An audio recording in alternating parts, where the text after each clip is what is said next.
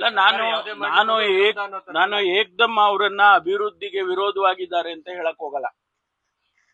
ಅವರು ಅಭಿವೃದ್ಧಿಗೆ ವಿರೋಧ ಬಿಜೆಪಿಯವರು ಅಂತಾನು ಹೇಳಕ್ ಹೋಗಲ್ಲ ನಾನು. ಯಾಕೆಂದ್ರೆ ಅವರ ನಡತೆಗಳಿದಾವಲ್ಲ, ಅದು ಜನ ತೀರ್ಮಾನ ಮಾಡ್ತಾರೆ.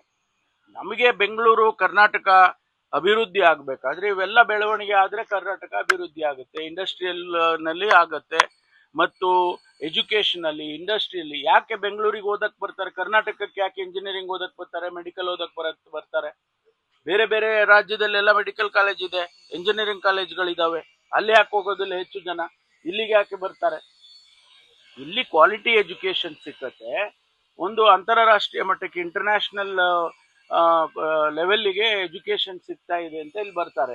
ಈಗ ಬೇರೆ ಬೇರೆ ಲಿಬರಲೈಸೇಷನ್ ಆದ್ಮೇಲೆ ಈಗಾಗಲೇ ಬೇರೆ ಬೇರೆಯವರು ನಾವಿಲ್ಲಿ ಯೂನಿವರ್ಸಿಟಿಗಳು ಎಸ್ಟಾಬ್ಲಿಷ್ ಮಾಡ್ತೀವಿ ಅಂತ ನೆನ್ನೆ ಹೇಳ್ತಾ ಇದ್ರು. ಯಾರು? ಲಿವರ್ಪೂಲ್ ಯೂನಿವರ್ಸಿಟಿ ಇಂಗ್ಲೆಂಡ್ ಇಂದ ಒಂದು ಕ್ಯಾಂಪಸ್ ಮಾಡ್ತೀವಿ ನಾವು ಇಲ್ಲಿ ಅಂತ ಬಂದಿದ್ದಾರೆ. ಆಸ್ಟ್ರೇಲಿಯನ್ ಯೂನಿವರ್ಸಿಟೀಸ್ನವ್ರು ಬಂದಿದ್ದಾರೆ. ಸಾಕಷ್ಟು ಕೊಲಾಬರೇಷನ್ ಕೂಡ ಆಗುತ್ತೆ. ಹಾಗಾಗಿ ಕರ್ನಾಟಕದ ಬೆಳವಣಿಗೆ ದೃಷ್ಟಿಯಿಂದ ನೋಡ್ಬೇಕೇ ವಿನಃ ನಾವು ಬೇರೆ ದೃಷ್ಟಿಯಿಂದ ನೋಡಬಾರ್ದು.